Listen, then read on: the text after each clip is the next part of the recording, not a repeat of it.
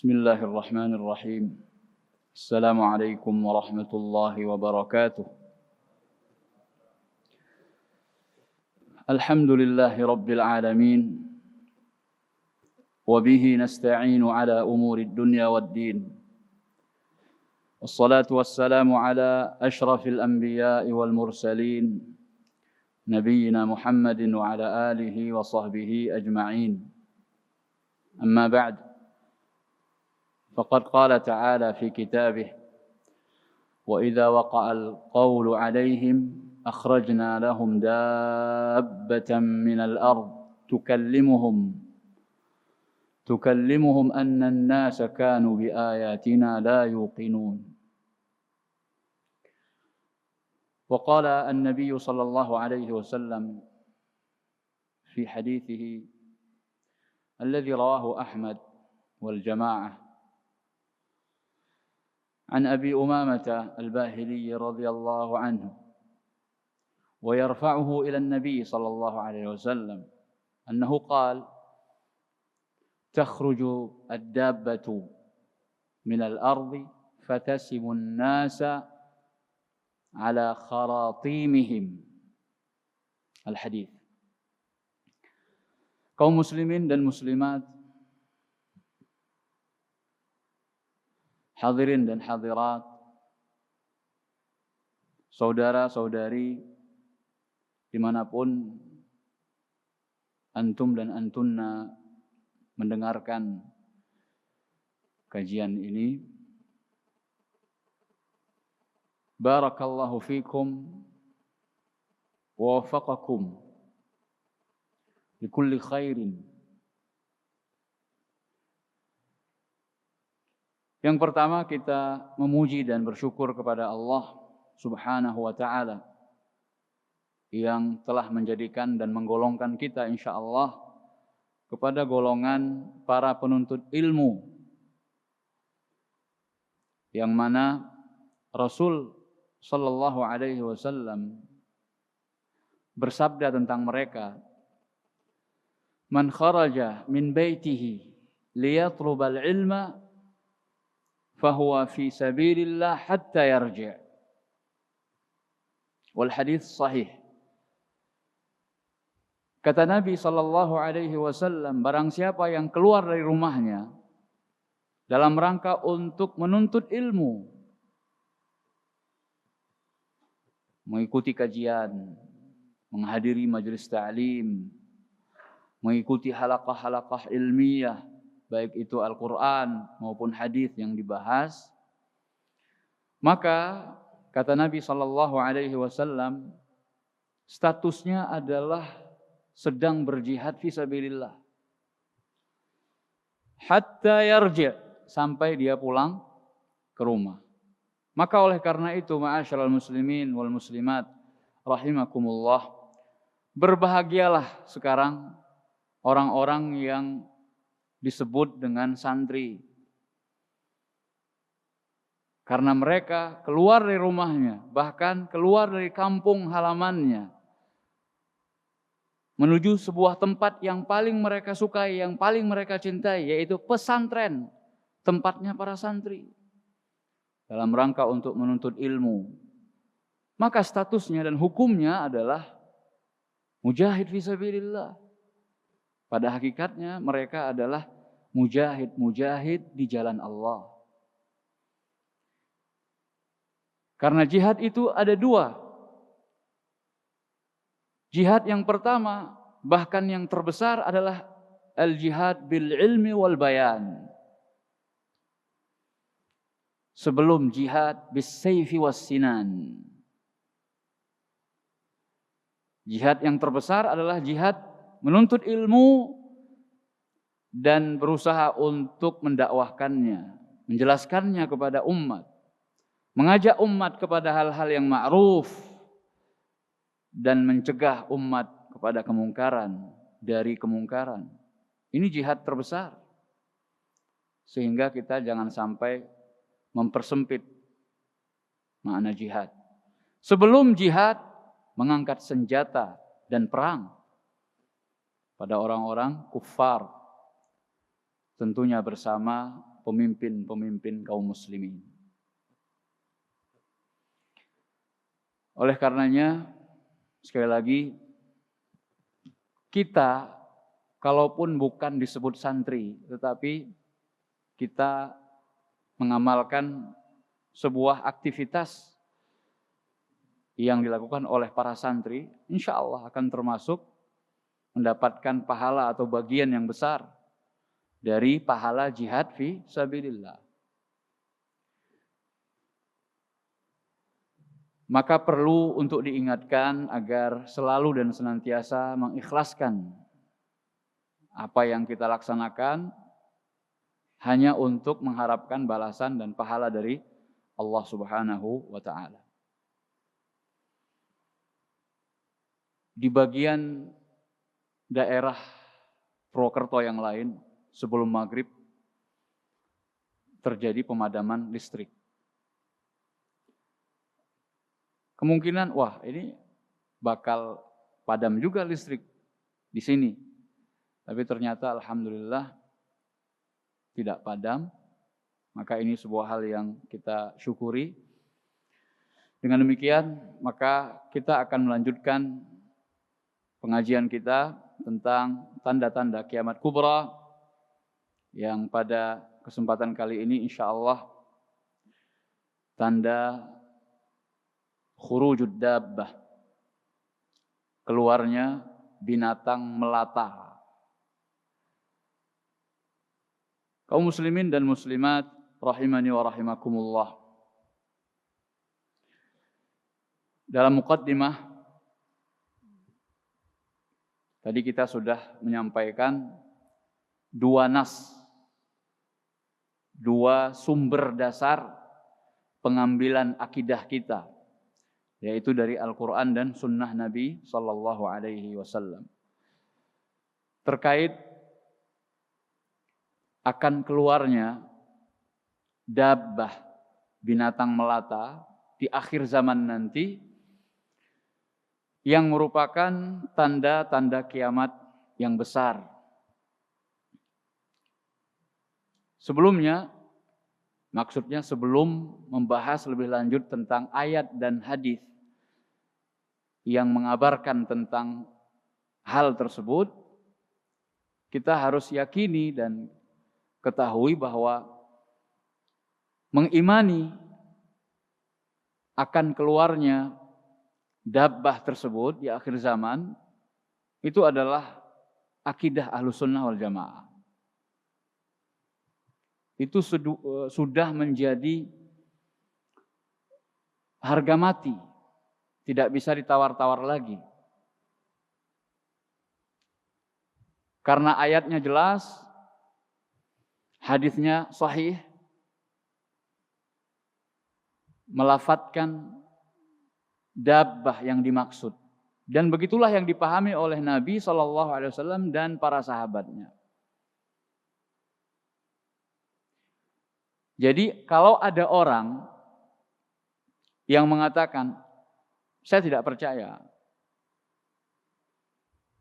kalau dabbah yang dimaksud itu betul-betul dabbah, atau nggak ada ceritanya nanti di akhir zaman ada binatang yang bisa berbicara, dia nggak yakin, dia tidak mengimani hal tersebut, maka konsekuensinya adalah keimanannya terhadap yaumul akhir, rukun iman yang kelima, belum sempurna. Karena ketika seorang mengikrarkan aku beriman kepada hari akhir, maka melazimkan dia untuk mengimani hal-hal yang terkait dengan hari akhir yang merupakan kepastian. Suatu hal yang merupakan keyakinan bersamaan dengan keyakinan akan datangnya hari kiamat. Jadi tidak bisa pilih-pilih. Saya hanya percaya kalau kiamat itu pasti datang, tapi tanda-tanda kiamat yang menurut Ahlussunnah wal Jamaah pasti merupakan sebuah tanda, saya tidak percaya. tidak saya imani, tidak saya yakini, maka ini bermasalah keimanannya.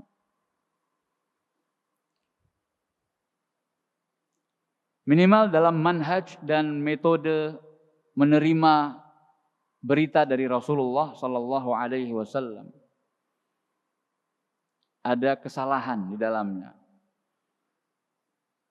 Seorang muslim dan mukmin yang sejati, yang benar adalah kalau idza shahhal hadits fahuwa madhhabi. Sebagaimana ini merupakan prinsip para imam madhab. Di antaranya yang paling terkenal adalah Imam Syafi'i. Beliau salah satunya yang mengatakan, idza shahhal hadits fahuwa madhhabi. Kalau hadis itu sahih, maka itulah madhab atau pendapatku. Baik dalam masalah akidah, masalah fikih, atau masalah lainnya. Jadi, at-taslim, wal-istislam, wal-islam. Ini adalah kata kunci ketika kita membicarakan masalah akidah. Ini yang pertama. Yang kedua, pembahasan tentang sumber keterangan atau sumber informasi yang terkait dengan dabbah. Yaitu Quran surat An-Naml ayat 82. Quran surat An-Naml ayat 82. Allah Subhanahu wa taala berfirman, wa idza waqa'al qawlu 'alaihim, dan apabila perkataan telah jatuh kepada mereka. Nanti kita akan bahas tafsirnya apa sih perkataan yang jatuh ke atas mereka. Wa idza waqa'al qawlu 'alaihim akhrajna lahum dabbatan minal ard, maka kami akan keluarkan dabbah, akan kami keluarkan bagi mereka hewan melata dari dalam bumi, minal ard. Apa yang dilakukan oleh binatang tersebut? Tukallimuhum, dia akan berbicara kepada manusia. Berarti ada hewan bisa bicara. Dan ini terjadi nanti di akhir zaman. Hewan seperti apakah itu? Insya Allah akan kita bahas kemudian. Tukallimuhum anna an-nasa kanu bi ayatina la yuqinun. Dia akan mengatakan kepada manusia bahwasanya manusia dahulu terhadap ayat-ayat kami, yaitu ayat-ayat Allah, tanda-tanda kebesaran dan kekuasaan Allah, mereka manusia itu tidak yakin. Ini hewan ini yang akan bicara nanti. Dan itu akan menyebabkan imbihar, ketercengangan, pada tercengang semua nanti, terpukau, dan orang-orang yang tidak beriman sebelumnya akan menyesal. Beriman terhadap tanda-tanda kekuasaan. Oh benar ya yang didakwahi oleh Nabi Muhammad SAW. Kenapa saya tidak ikut Nabi? Maka orang-orang kafir akan menyesal. Ya, itu satu ayat. Dan ini yang dijadikan oleh para ulama sebagai dasar pembahasan tentang hewan melata yang akan keluar nanti di akhir zaman sebagai tanda kiamat kubra. Tidak ada ayat yang lain. Sebatas pencarian saya terhadap masalah ini, hanya satu ayat ini yang paling mengena. Dan itulah yang dimaksudkan sebagai tanda akhir zaman, sebagai tanda kiamat. Dan ini termasuk kiamat kubra. Kenapa demikian?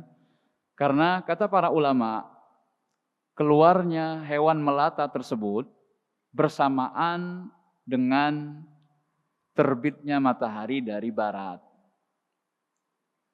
Maka oleh karena itu pembahasan kita ini setelah pembahasan tanda kiamat kubra sebelumnya, yaitu terbitnya matahari dari barat. Dalam sebuah hadis Nabi SAW mengatakan yang maknanya kalau salah satu dari tanda dari dua tanda tersebut keluar, maka akan diikuti oleh tanda yang lainnya.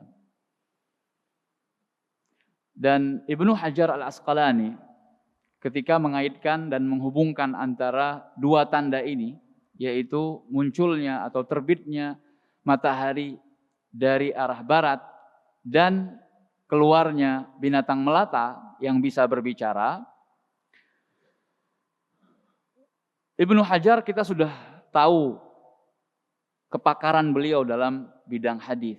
Jadi setelah beliau mengumpulkan riwayat-riwayat tentang itu, beliau berkesimpulan bahwa yang pertama sekali muncul sebagai tanda kiamat kubra yang sifatnya adalah alam yang tinggi, yaitu yang di luar bumi, yaitu munculnya atau terbitnya matahari dari arah barat. Lalu diikuti dengan tanda yang aneh berikutnya, yang besar berikutnya, yang berasal dari dalam bumi, yaitu dabbah. Dan ini kata beliau didukung dengan hadis Nabi SAW bahwa khurujud dabbah fi duha, keluarnya binatang melata itu untuk pertama sekali adalah pada waktu duha. Dan kita tahu waktu duha itu adalah waktu setelah terbitnya matahari.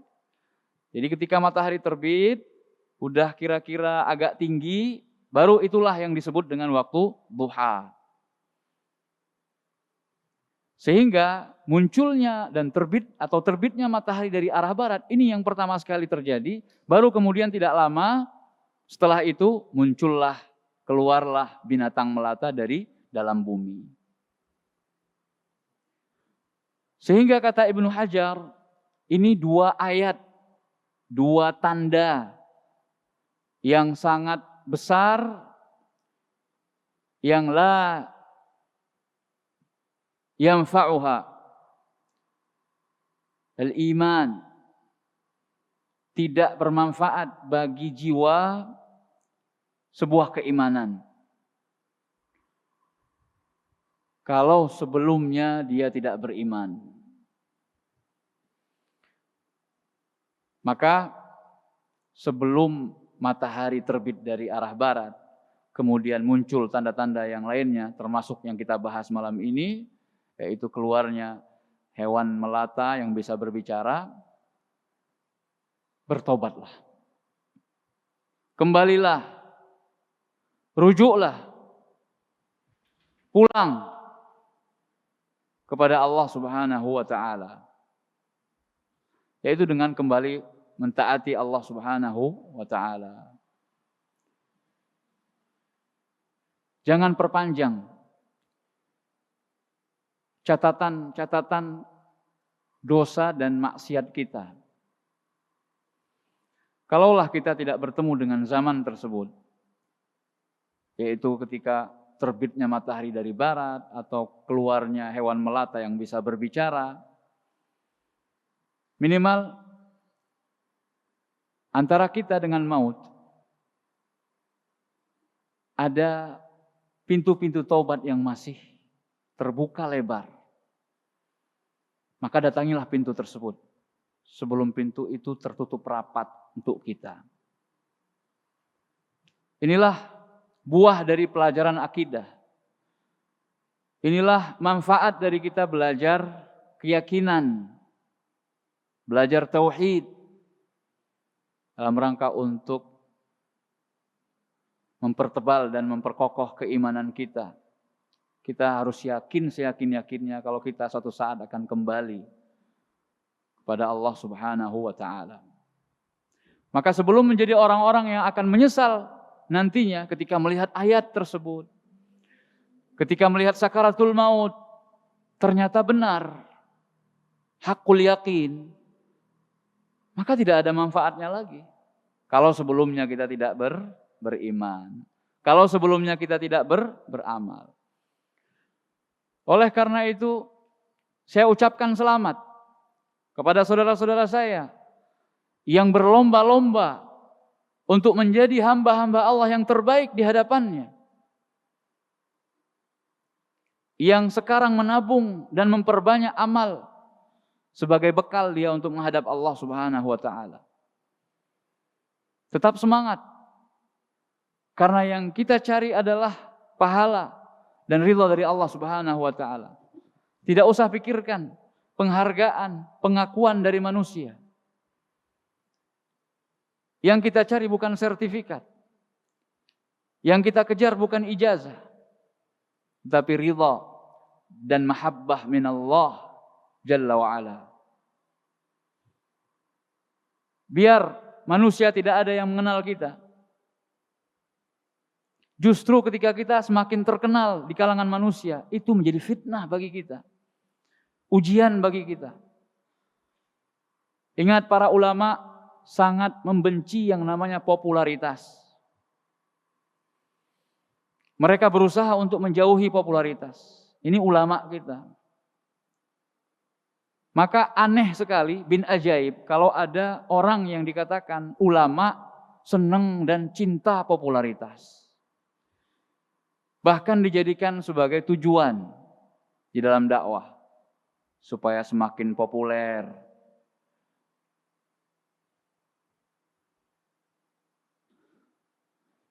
Intabihu ya ikhwan.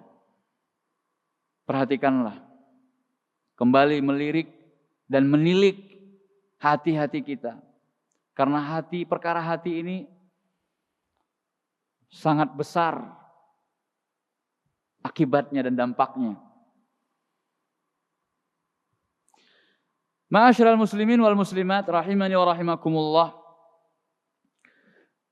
Tentang tafsir ayat. Wa idza waqa'al qawlu 'alaihim, dan apabila telah jatuh perkataan tersebut atas mereka. Para ulama tafsir berbeda pendapat tentang penafsiran apa yang dimaksudkan dengan waqa'al qawlu 'alaihim. Ba'dhum yaqulun annahu al-'adzab. Sebagian mufassirin mengatakan bahwa maksudnya apabila telah jatuh perkataan atas mereka, al-qaul di situ adalah al-'adzab. Jadi kalau sudah ditimpakan azab, akhrajna lahum dabbatan minal ard. Maka kami akan keluarkan dabbah, hewan melata dari dalam bumi. Ada ulama tafsir yang mengatakan bahwasanya yang dimaksud dengan al-qaul di situ adalah, ini saya kutip dari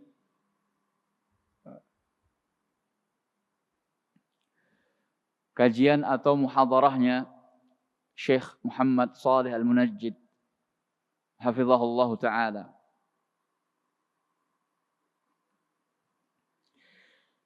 Ada ulama tafsir yang mengatakan bahwa yang dimaksud dengan al-qaul di situ adalah al-hujjah. Bukan azab, tapi al-hujjah. Apabila telah tegak argumentasi, dalil-dalil sudah disampaikan semuanya kepada mereka, kepada manusia. Tapi mereka, manusia itu tidak percaya juga, maka akhirnya dikeluarkanlah tanda atau ayat yang terakhir dari bumi, yaitu khurujud dabbah minal ard. Ini penafsiran sebagian ahli tafsir.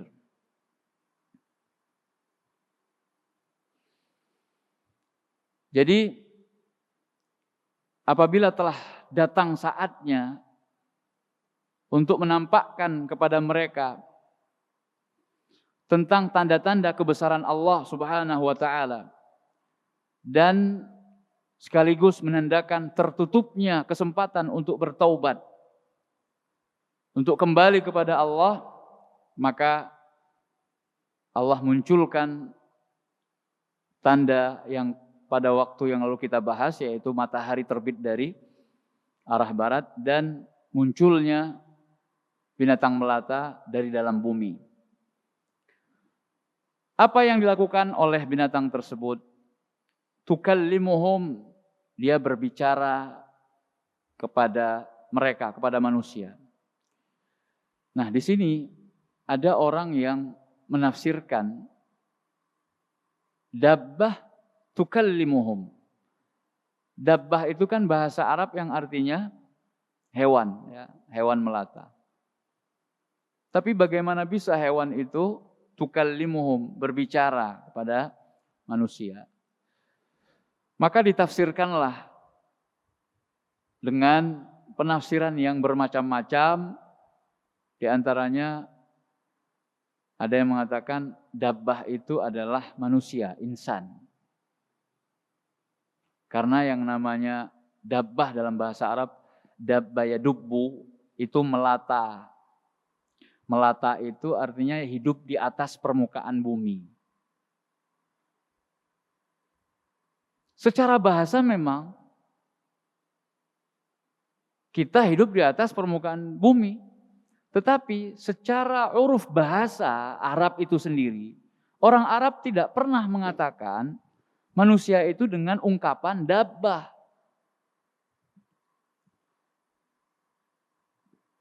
Jadi sangat aneh dan luar biasa kelirunya ketika ada sebagian orang mengatakan ayat ini sebagai dalil bahwasanya nanti Imam Ali bin Abi Thalib akan keluar, akan dihidupkan kembali oleh Allah. Ini yang disebut dengan reinkarnasi atau apalah. Ada sebagian orang yang mengatakan demikian. Saking mengagungkannya sahabat Ali bin Abi Thalib radhiyallahu anhu. Maka mereka menakwilkan ini ayat yang dimaksudkan dabbah di situ adalah Ali bin Abi Thalib. La haula wala quwata illa billah. Manusia dikatakan dabbah. Aina ihtiramukum ya? Di mana letak pemuliaan dan pengagungan kalian terhadap yang kalian angkat dan kalian anggap sebagai imam? Sahabat besar Ali bin Abi Thalib radhiyallahu anhu. Justru itu pelecehan dan perendahan. Jadi di antara akidah mereka, karena dulu kan anggapan mereka Abu Bakar, Umar, dan Utsman dianggap sebagai perampas dalam tanda kutip kekhalifahan. Kata mereka sebenarnya yang berhak itu adalah Ali bin Abi Thalib. Karena Ali bin Abi Thalib adalah yang paling dekat dengan Rasulullah SAW. Bahkan rencananya dulu Nabi kita sebelum wafat, ini kata mereka, Nabi kita sebelum wafat ingin menuliskan wasiat untuk Ali. Dan sudah dituliskan wasiatnya, tapi Umar menyembunyikan wasiat tersebut dan melenyapkan serta memusnahkannya.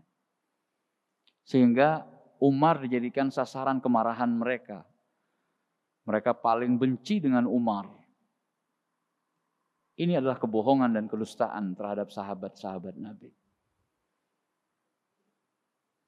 Kalau memang benar demikian, kenapa Ali bin Abi Thalib menamakan anak-anak mereka dengan nama Abu Bakar, Umar? Itu menunjukkan bahwasanya Ali bin Abi Thalib cinta kepada dua sahabat Nabi ini. Dan beliau setuju, ridha bahwasanya merekalah yang berhak memimpin umat ini. Jadi karena merasa dirampas, maka nanti kata mereka dalam kitab-kitab mereka, silahkan jamaah sekalian kalau nggak percaya merujuk ke kitab-kitab orang-orang Rafidhah. Ya, ini adalah akidah menyimpangnya kaum Rafidhah. Di kitab-kitab mereka dikatakan bahwa Ali bin Abi Thalib nanti di akhir zaman akan dibangkitkan kembali oleh Allah untuk mengatakan kepada manusia bahwa untuk mengadili manusia-manusia atau untuk menyatakan bahwasanya manusia-manusia yang beriman itu adalah yang mengakui keimaman Ali bin Abi Thalib dan 11 anak keturunannya yang menjadi imam-imam orang-orang Rafidhah. Nah, ini kan pemahaman seperti apa? Dari mana itu? Makanya menafsirkan ayat atau ilmu tafsir itu seharusnya ya kita pelajari dari ulama-ulama yang terpercaya, dari ulama-ulama ahlu sunnah wal jamaah. Jadi ketika kita membahas ayat ini, silahkan jamaah sekalian untuk membuka kitab tafsir Ibnu Katsir misalnya, atau Al-Imam Al-Qurtubi, Imam At-Tabari, Al-Imam As-Sa'di rahimahumullahu ta'ala. Akhrajna lahum dabbatan minal ard. Maka kami akan keluarkan bagi mereka dabbah, hewan melata dari bumi. Bagaimana sifat-sifat dari hewan melata tersebut? Nah, ini yang menjadi pembahasan yang menarik. Karena banyak sekali simpang siur. Ada yang mengatakan nanti dia sangat besar sekali, kepalanya kepala sapi, dadanya dada singa, kakinya kaki onta, punya sayap, punya ini, punya itu, dan lain sebagainya. Nah, bagaimana sebenarnya? Apakah ada dalilnya? Kalau ada dalilnya sahih atau tidak? Ini yang akan kita ungkapkan di pengajian atau pembahasan kita ini. Sifatud dabbah. Sekali lagi, saya banyak mengambil dari muhadarahnya Syekh Muhammad Shalih Al-Munajjid. Ya, ini untuk amanat ilmiah supaya saya nggak dianggap, keren banget ustadznya, bisa menyampaikan materi seilmiah itu gitu ya. Ini punya karya orang lain, maka harus saya sampaikan. Saya hanya mengutip. Dan ini untungnya dan enaknya, alhamdulillah, kita punya ulama-ulama yang sudah terlebih dahulu mengkaji dan membahas serta meneliti perkara-perkara akidah. Dan salah satunya adalah tentang keluarnya hewan melata di akhir zaman. Sifatud dabbah. Kesimpulan yang beliau sampaikan, jadi ini kan panjang. Kita juga karena terikat dengan waktu, maka saya akan menyampaikan poin-poin pentingnya. Yang pertama, beliau mengatakan, Ja'a fiha riwayatun katsirah, walakinnaha dha'ifah. Hadis-hadis yang menceritakan tentang sifat-sifat dari hewan melata yang akan keluar di akhir zaman nanti, yang bersamaan dengan terbitnya matahari dari arah barat, itu semuanya dhaif. Semuanya dhaif. Ustadz, itu saya dapatkan di kitab tafsir. Tafsir Al-Qurtubi. Di antaranya. Tafsir Al-Baghawi. Di antaranya. Dan tafsir-tafsir yang lainnya. Iya. Walaupun ada di dalam kitab tafsir, kita harus memahami riwayat-riwayat itu bagaimana statusnya menurut ahli hadis atau para muhadditsin. Karena mereka pakar di dalam apakah sebuah hadis itu sah atau tidak. Sehingga dari dasar itulah, kalau seandainya sah, sahih, valid, otentik, sampai kepada Rasul, maka baru bisa dijadikan sebagai pegangan untuk keyakinan kita. Tapi kalau hadisnya dhaif, lemah, maka tidak bisa dijadikan sebagai sandaran. Sesuatu yang lemah tidak mungkin untuk dijadikan sebagai sandaran. Yang menjadi sandaran itu adalah sesuatu yang sifatnya kuat. Jadi sekali lagi, kesimpulan tentang sanad hadis atau riwayat-riwayat seputar ciri-ciri atau sifat-sifat dari binatang melata yang akan keluar di akhir zaman. Namun yang kedua, yang sahih, yang benar itu adalah binatang melata yang keluar nanti dia sangat besar sehingga menimbulkan keajaiban dan keanehan yang luar biasa yang bisa dilihat oleh semua manusia. Dan ini merupakan ciri dari sebuah tanda kiamat kubra. Semuanya akan mengetahui bahwa tanda tersebut nanti akan atau sudah muncul. Begitulah sifat dari sebuah tanda dikatakan sebagai tanda kubra akan terjadinya kiamat. Maka oleh karenanya dia disebut dengan tanda asyratul kubra. Kalau sebuah tanda kiamat hanya diketahui dan dilihat, disaksikan oleh sebagian orang, sedangkan yang lain tidak mengetahui, maka itu termasuk tanda kiamat kecil. Oleh karena itu, para ulama beristinbat. Berkonsekuensi berarti hewan melata tersebut adalah hewan yang besar dari segi bentuk atau ukurannya. Tetapi ciri-cirinya seperti yang saya katakan tadi, kepalanya kepala sapi, dadanya dada singa, launuha launun namirah, warnanya itu belang-belangnya seperti belang-belang harimau, lehernya seperti leher na'amah. Na'amah itu burung onta, jadi tinggi begitu. Kakinya seperti kaki onta. Pinggulnya seperti pinggul kucing. Ada riwayatnya. Itu semua riwayat-riwayat dhaifah, lemah. Diperdebatkan dan diperselisihkan oleh para ulama. Sanadnya. Di dalam sanadnya ada orang-orang yang matrukul hadis. Apa itu matrukul hadis? Nah, ini kan istilah-istilah ilmu hadis. Orang yang ditinggalkan hadisnya. Orang yang hadisnya itu tidak dijadikan sebagai hujjah, nggak bisa dipakai sebagai dalil. Alias nggak bisa dipercaya. Hanya gara-gara satu atau dua orang saja dalam rantai periwayatan itu. Nggak diterima. Ini menunjukkan begitu telitinya para ulama kita, ulama hadis khususnya. InsyaAllah akan kita lanjutkan setelah kita mendengarkan azan salat isya dikumandangkan.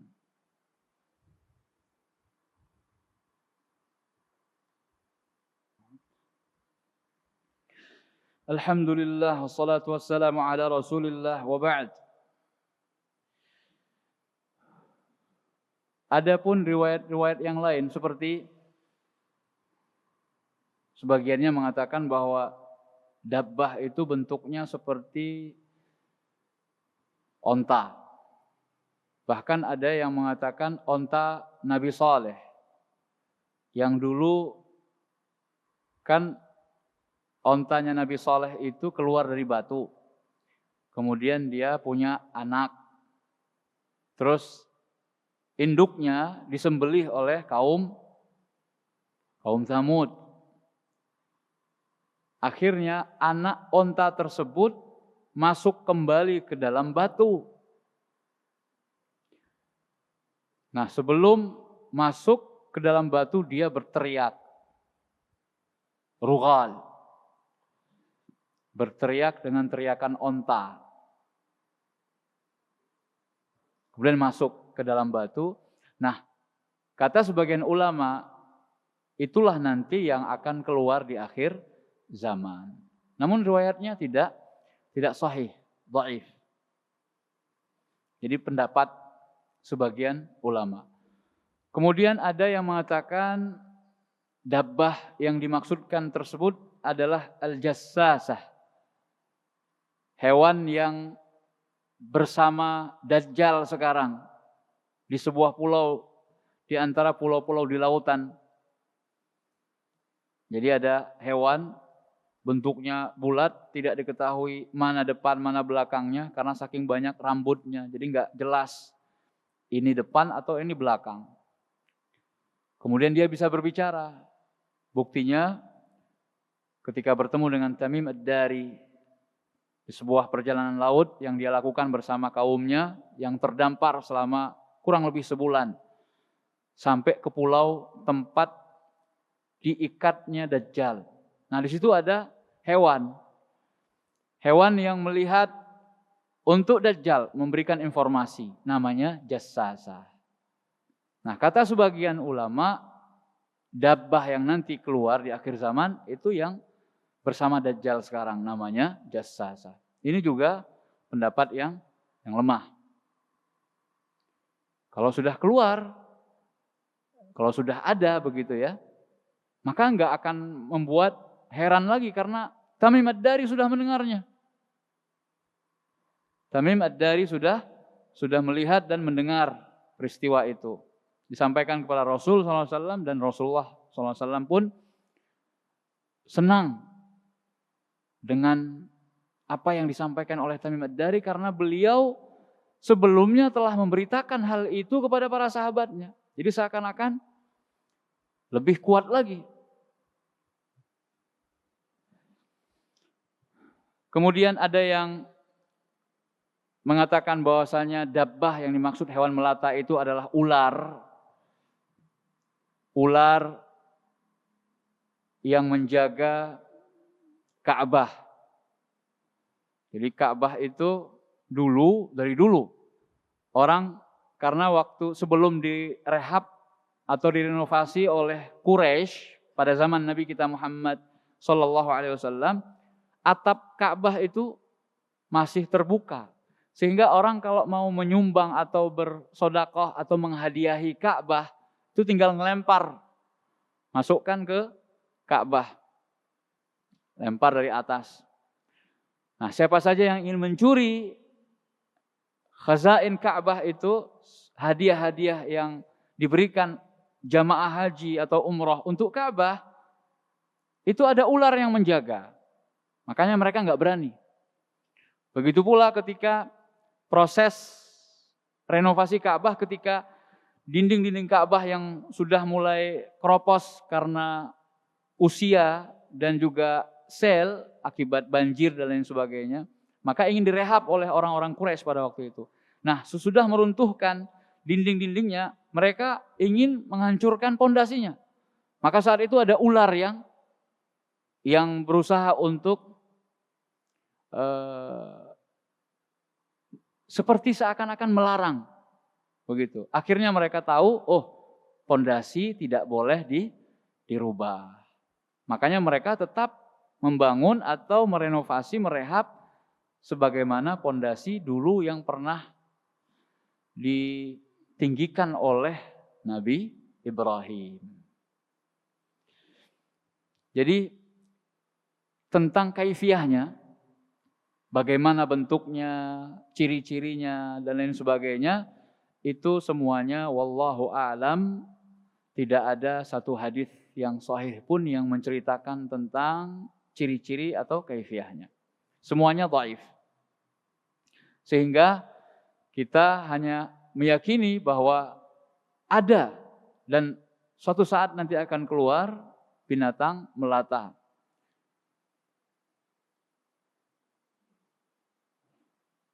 Kemudian yang dilakukan oleh binatang melata tersebut adalah sebagaimana yang disampaikan dalam hadis Abu Umamah Al-Bahili, dan ini salah satu hadis yang sahih yang memberitakan tentang keluarnya binatang melata di akhir zaman.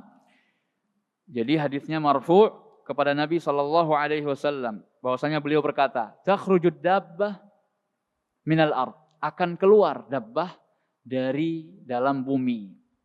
Binatang melata itu akan keluar dari dalam bumi. Sehingga bukan dari langit. Nah, ini yang pasti bukan dari langit, tapi dari dalam bumi itu sendiri. Apa pekerjaannya? Dalam hadis disebutkan, fatasimun nasa. Dabbah tersebut, binatang melata tadi, memberikan stempel kepada manusia, mengecap manusia. Mengecap manusia antara yang muslim dan kafir. Akan diberi tanda. Fatasimun nas. Al-wasm itu tanda. Sebagaimana pada onta ada istilahnya al-washm. Al-washm juga artinya tanda. Tapi bedanya al-washm itu di bagian tubuh yang lain. Seperti di badan. Jadi orang Arab itu memberikan tanda bahwasanya ini onta milik mereka itu dengan washm. Washm itu adalah cap yang mereka buat dari besi, dipanaskan, kemudian ditempelkan di badan onta. Dan itu diperkenankan dalam rangka untuk mengidentifikasi ini milik saya atau milik yang lain. Caranya memang seperti itu, al-washm. Al-washm di bagian badan, sedangkan al-wasm itu di wajah. Tanda yang diberikan di wajah namanya al-wasm, pakai sin. Nah, fatasimun nas ala kharatimihim. Dia akan mengecap manusia di khurtum-khurtumnya. Khurtum itu belalai. Atau kalau manusia ya berarti hidung. Di hidung manusia. Kata para ulama, disebutkan khurtum karena yang lebih diberi cap itu adalah orang kafir nantinya oleh dabbah tadi. Sampai ada dalam riwayat dikatakan fa yabi'u ahaduhum atau fayashtari ahaduhum al-ba'ir wa yuqalu lahu min aina ishtarait. Akan dikatakan bahwasanya seseorang membeli seekor unta lalu ditanya, "Kamu beli unta ini dari mana?" Maka dia mengatakan, "Ishtaraituhu minar rajul al-mukhattam." Saya membelinya dari laki-laki yang diberi tanda, yang dicap. Artinya pada saat itu memang betul-betul ada pengecapan yang dilakukan oleh binatang melata tadi. Bagaimana proses pengecapannya, kemudian seperti apa bentuknya, wallahu a'lam. Tidak diberikan keterangan secara rinci oleh syariat. Maka kita pun bersikap tawakuf. Kita bersikap tawakuf, tidak berkomentar kemudian memberikan tambahan-tambahan penjelasan yang tidak ada dasarnya dari syariat yang mulia ini. Intinya apa? Sebagaimana kata Syekh Abdurrahman bin Nasir As-Sa'di, ketika syariat tidak memberikan rincian secara mendetail tentang sebuah hal perkara dalam akidah, itu menunjukkan bahwa perkara tersebut detailnya itu bukanlah esensi. Pengetahuan tentang nanti capnya bagaimana, kemudian bagaimana proses hewan melata itu memberikan cap, ini muslim, ini kafir, bagaimana dia bisa melihat, itu urusan Allah Subhanahu wa ta'ala. Tetapi yang paling penting dalam masalah itu adalah al-athar, pengaruhnya terhadap iman kita. Berbekas tidak. Maka kita tidak perlu mencari hal-hal yang secara syariat tidak ada penjelasannya secara rinci. Ya. Lalu bagaimana Ustadz kalau ada yang mengatakan bahwa cara pengecapannya itu adalah dengan tongkat Nabi Musa dan cincin Nabi Sulaiman?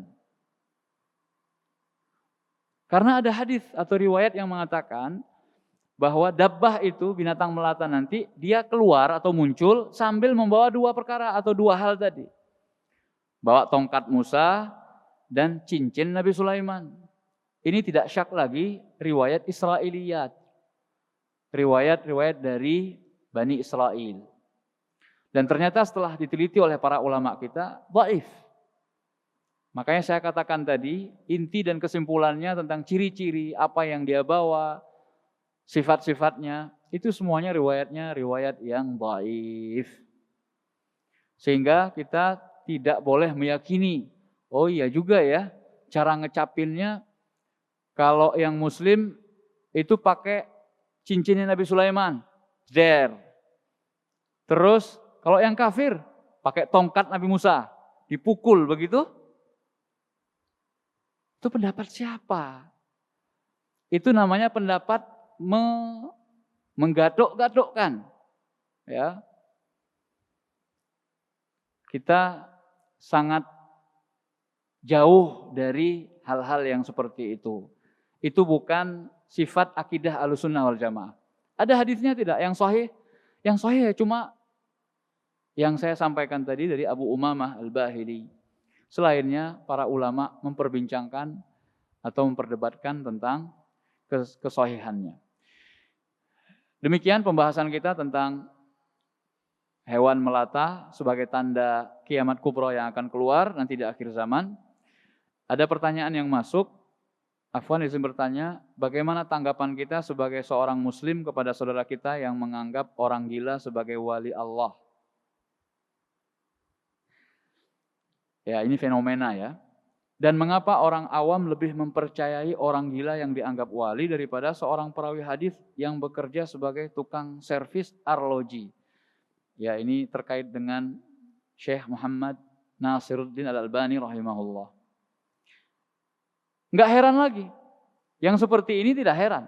Kenapa? Orang kufar terdahulu itu ada yang menyembah batu, ada yang beribadah kepada pohon, ada yang beribadah kepada patung, ada yang beribadah kepada bintang, benda langit,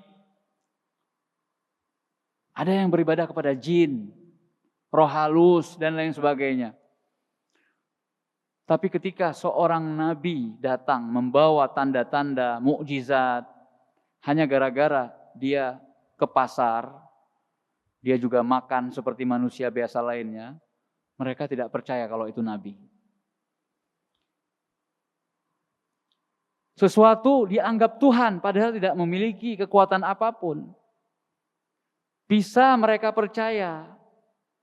Tapi ketika nabi yang membawa mukjizat, berbagai macam mukjizat dibawa, namun tetap saja mereka dustakan, mereka ingkari. Ini adalah keanehan atau keajaiban di antara keajaiban-keajaiban dunia dulu ya. Sekarang ini juga termasuk orang banyak sekali ya.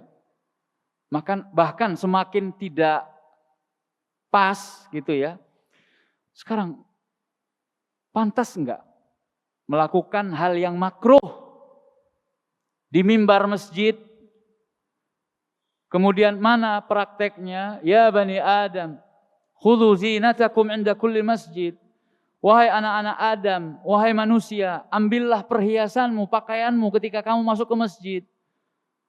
Kita diperintahkan untuk berhias ketika masuk masjid, rumah Allah. Masa kita datang ke rumah Allah dengan pakaian seadanya dan ala kadarnya? Zaman semakin edan. Kenapa? Karena orang edan, semakin tinggi tingkat kewaliannya. Adapun seorang yang bekerja keras siang malam, memilah dan memilih hadis-hadis di antara hadis-hadis yang banyak, mana yang sahih, mana yang dhaif, bahkan berjam-jam di sebuah tangga dalam perpustakaan, hanya membaca sebuah buku karena mendapatkan ada hadis di situ yang beliau butuhkan. namun hanya gara-gara karena dia profesinya sebagai tukang jam, tukang servis jam, lalu dicemoohkan? Allahul musta'an. Ya, kita hanya berdoa kepada Allah, kita minta pertolongan untuk memberikan hidayah kepada kita semua. Yang terakhir, apakah gugur amalan seorang ketika melakukan dosa dan maksiat? Apabila gugur, bagaimana cara membangun kembali amalan-amalan yang baik tersebut? Al-jawab, satu-satunya dosa yang menggugurkan dan membatalkan amalan adalah dosa syirik. Dalilnya Allah Subhanahu wa taala berfirman kepada Nabi kita Muhammad sallallahu alaihi wasallam, "La in asyrakta la yahbatanna 'amaluk wa la takunanna minal khasirin." Wahai Muhammad, kalau seandainya engkau berlaku syirik sedikit pun, sedikit saja, la in asyrakta. Jadi bentuk kesyirikan apa saja? La yahbatanna 'amaluk. Maka akan gugur dan sia-sia amalanmu. Ini kalau Rasul, apalagi kita. Tapi kan tidak mungkinlah Rasulullah SAW itu berbuat syirik. Tetapi itu diandaikan. Kalau seandainya engkau, wahai Muhammad, Rasul berbuat syirik, maka akan batal pahalamu, pahala amalmu, tidak ada manfaatnya, sia-sia amalmu, gugur. Lalu bagaimana lagi dengan nasib kita yang sangat dekat dengan peluang untuk berbuat kesyirikan. Na'udzubillah minasyirk. Adapun dosa dan maksiat yang lain tidak sampai menggugurkan atau membatalkan amalan. Pokoknya yang membatalkan amalan itu syirik dengan berbagai macam jenis dan versinya. Termasuk syirik adalah riya. Hati-hati. Jangan sampai kita melakukan sebuah ibadah gara-gara ingin pamer. Salat pamer. Riya. Maka adanya riya, dan itu sangat-sangat samar sekali. Karena Rasulullah sendiri yang mengatakan, akhwafu ma akhafu alaikum asyirkul khafi. Sesuatu yang paling aku takutkan yang menimpa kalian, yang akan menimpa kalian wahai umatku adalah syirik yang tersembunyi. Qalu wa ma syirkul khafi ya Rasulullah? Mereka bertanya, apa itu syirik tersembunyi, syirik rahasia ya Rasulullah? Riya. Riya. Pengen dilihat orang. Pengen dapat nama dan gelar dari orang. Pengen penghargaan dan pengakuan dari orang atas amal yang kita lakukan. Maka berhati-hatilah dari kesyirikan, karena itulah satu-satunya dosa atau maksiat yang bisa membatalkan dan menggugurkan pahala. Bagaimana cara mengembalikannya? Ya, kalau sudah gugur berarti harus mulai dari nol lagi. Itulah syirik, bahayanya syirik. Makanya dakwah kita selalu tauhid dan mengajak manusia kepada tauhid dan memperingatkan manusia dari bahaya syirik. Adapun maksiat atau dosa yang lainnya, insya Allah tidak sampai membatalkan amalan, namun memperbanyak dosa atau kalau hubungannya dengan hati, maka akan semakin membuat hati itu menjadi hitam dan keras. Namun amalan selama bukan syirik, insya Allah tidak batal atau tidak gugur. Wallahu a'lam. Kita akhiri pengajian kita dengan doa kafaratul majlis. Subhanakallahumma wa bihamdik. Asyhadu an la ilaha illa anta astaghfiruka wa atubu ilaik. Wa sallallahu ala nabiyyina Muhammad wa ala alihi wa sahbihi wa sallam wa akhiru da'wana alhamdulillahi rabbil alamin. Wassalamu alaikum warahmatullahi wabarakatuh.